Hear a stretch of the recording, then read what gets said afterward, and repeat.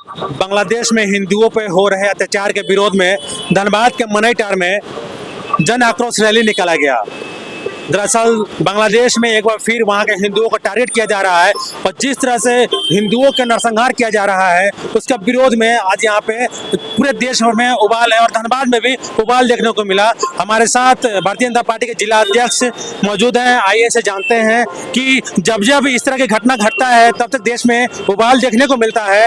देश भर के जो जनता है उनको केंद्र सरकार से एक उम्मीद रहती है कि बांग्लादेश के ऊपर कुछ ठोस कार्रवाई करेंगे जिसपे वहां पे हिंदुओं के ऊपर जो नरसंहार होता है, जो अत्याचार होता है, इस पर लगाम लग पाएगा, लेकिन नहीं हो पाता है। सर, आज एक बार फिर से आप लोगों ने यहाँ देखिए, आप लोगों ने जन आक्रोश रैली निकाले और केंद्र सरकार से मांग की है कि बांग्लादेश पे कठोर कदम उठाएं।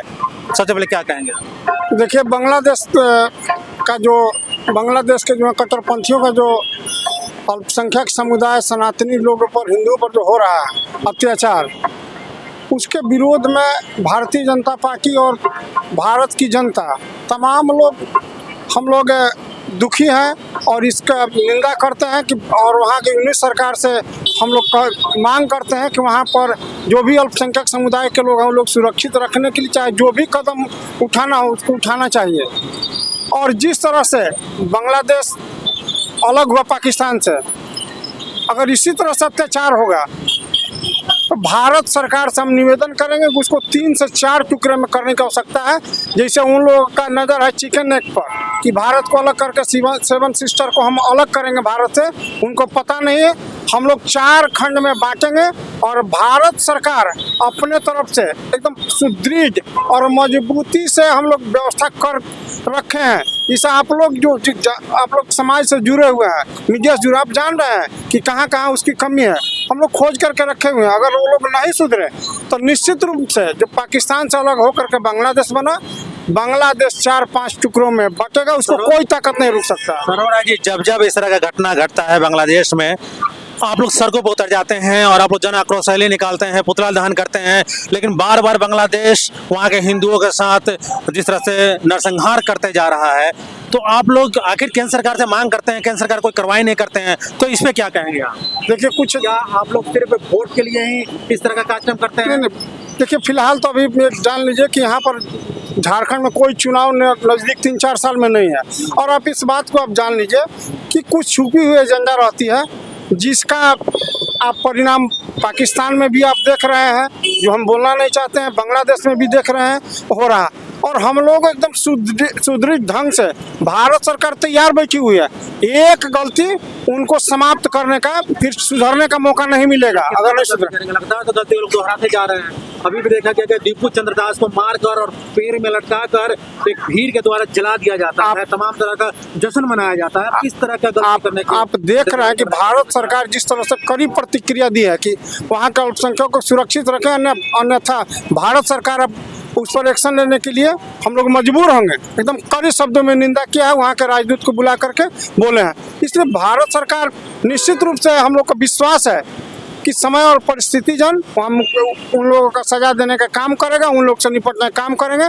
और आवश्यकता पड़ेगा तो भारत के प्रधानमंत्री नरेंद्र मोदी जी पर भारत की जनता को और भारतीय जनता पार्टी को विश्वास है, उसको नष्टो नाबूद करने में कहीं भी हम लोग नहीं हिचकेंगे। इस जन आक्रोश रैली के जो आयोजनकर्ता, जिनकी अध्यक्षता में ये जन आक्रोश रैली को निकाला गया, संजय कुशवाहा जी, वो भी अभी उपस्थित हैं। सर, क्या कहेंगे आप? एक बार फिर से बांग्लादेश में जिस तरह से वहाँ के हिंदुओं के साथ अत्याचार देखने को मिल रहा है, एक युवा के साथ जिस तरह से मारपीट किया गया, मौत के घाट उतार दिया गया, उसके बाद पेड़ में लटकाकर जिंदा जला दिया गया, आप लोगों ने जन आक्रोश रैली निकाला। धनबाद के विधायक जो भारतीय जनता पार्टी से हैं वो भी आए हुए थे, भाजपा के जो जिला अध्यक्ष श्रवण राय जी हैं वो भी आए हुए थे। क्या कहेंगे आप? क्या मांग करते हैं सरकार से आप? मैं सरकार से यह जो बांग्लादेश में जो आए दिन अल्पसंख्यक हिंदुओं के साथ निर्मम हत्या, माताओं बहनों का कुकृत किया रहा, ये बांग्लादेश को चेतावनी दिया जा रहा है कि वो हमारे सब्र का इंतजार ना ले। क्योंकि कुछ बात होती है भारतीय जनता पार्टी में जो सारे बात खुल के नहीं कहा जा सकता, लेकिन हमें और हमारे भारतवासियों को पूरा भरोसा है कि हमारा देश के जो यशस्वी प्रधानमंत्री हैं, जिस तरह से पाकिस्तान को रोड पर कटोरा लेकर उतार दिए हैं, तो बांग्लादेश को हमने ही बनाया है, हमारे ही देश ने उसे जन्म दिया है।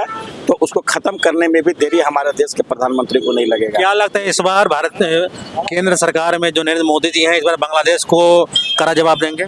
ये पूर्ण विश्वास हम भारतीयों का है कि बांग्लादेश ये जो कुकृत कर रहा अगर नहीं थमा तो हमें लगता है वो नक्शा में एक बांग्लादेश नहीं 4 बांग्लादेश जरूर हो जाएगा। इसलिए हमारे साथ मॉनिटर मंडल के नवनियुक्त अध्यक्ष और इंद्रभूषण कुशवाहा जी भी उपस्थित हैं। क्या लगता है इस बार आप लोगों ने जन आक्रोश रैली निकाला, सरकार से मांग किए हैं कि बांग्लादेश पर कठोर से कठोर कदम उठाया जाए? बिल्कुल, ये जो बांग्लादेश में जो हिंदुओं के साथ हो रहा है ये बहुत ही गलत हो रहा है और मैं भारत सरकार से ये मांग करूँगा कि वहाँ पर पूरी तरह से आर्थिक नाकेबंदी किया जाए। मतलब कि किसी भी तरह का जो आर्थिक फायदा हो बांग्लादेश को दिया जा रहा है वो बिल्कुल बंद किया जाए। भारत ने ही बांग्लादेश को आज़ाद करके अलग देश बनाया पाकिस्तान से सपोर्ट करके, लेकिन उसका नतीजा है कि आज वो लोग हिंदू, जब बांग्लादेश आज़ाद हुआ था उस टाइम वहाँ पर 32% हिंदू थे जो आज मात्र 7% बच गए हैं। तो आखिर वो गए कहाँ? या तो उनको जबरदस्त धर्म परिवर्तन कराया गया या फिर उन्हें जान से मार दिया गया है। तो इसकी घोर निंदा कर रहे हैं हम और ये मांग कर रहे हैं भारत सरकार से कि उनको इस पर जल्द से जल्द कठोर कार्रवाई किया जाए और वहाँ के जितने भी जो खिलाड़ी हैं उस पर भी बैन किया जाए। जो IPL खिलाड़ी जो यहाँ आएंगे उन पर भी बैन किया जाए। मतलब किसी भी तरह का वहाँ के लोगों को आर्थिक फायदा नहीं दिया जाए। उनके पूरी तरह से आर्थिक नाकेबंदी बहुत जरूरी है और हो सके तो उन पर सेना के द्वारा भी कार्रवाई किया जाए, तब जाके उन लोग सबक मिलेगा और सुधरेंगे वो लोग। श्रवण राय जी से मेरा एक सवाल रहेगा। श्रवण राय जी, बांग्लादेश की पूर्व प्रधानमंत्री शेख हसीना को भारत में पनाह दिया गया है। पिछले बार जब वहाँ पे हिंदुओं के साथ नरसंहार हुआ तो वहाँ के जो कट्टरपंथी नेता थे उनका कहना था कि शेख हसीना को हमको सौंप दिया जाए, लेकिन भारत सरकार नहीं सौंपने के कारण क्या हुआ कि उस समय भी हिंदुओं के साथ अत्याचार देखने को मिला था। तो क्या लग रहा है, भारत सरकार एक महिला को बचाने के लेकर क्या बांग्लादेश में हजारों के हजारों हिंदुओं को बलिदान देने को तैयार है?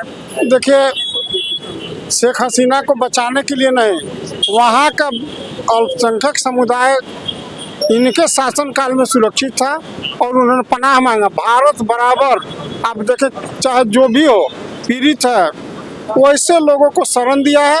ये इतिहास रहा है भारत का कि जिनके साथ नाइंसाफ़ी होता है, चाहे वो हजारों हिंदू हो, चाहे कोई शासक हो, प्रशासक हो, दलाई लामा हो, चाहे जिस ऐसे बहुत सारे लोगों को भारत शरण दिया है। इसके चलते निश्चित रूप से वहाँ पर कठिनाई वहाँ के अल्पसंख्यक समाज को हो रहा है, लेकिन भारत बराबर जो इनके शरण में आया है, चाहे हिंदू हो चाहे कोई भी जात करे, उसको संरक्षण दिया है। और एक बात आप और जान लीजिए, ग्रेटर बांग्लादेश का नक्शा जो ये लोग बनाए हुए था और जो प्रदर्शित किया कि हम लोग ग्रेटर बांग्लादेश बनाएंगे, जिसका नतीजा बांग्लादेश के नेताओं को भोगना पड़ रहा है। और पाकिस्तान में भी आप देख रहे हैं जिस तरह से बलूचिस्तान और जो सिंध प्रांत और अन्य प्रांत का जो गति है वो मात्र भारतीय जनता पार्टी के चलते ही संभव है। और वो आपस में जल रहे हैं, लोग भूखे मर रहे हैं लोग, लेकिन लोग सुधर नहीं रहे हैं। अगर इसी तरह से लोग का कुकृत्य जारी रहा तो निश्चित रूप से एक दिन समाप्त हो जाएंगे। जिस तरह से पाकिस्तान समाप्ति के कगार पर है, बांग्लादेश समाप्ति के होगा एकदम निश्चित रूप से, उसमें कोई नहीं रोक सकता। शुक्रिया।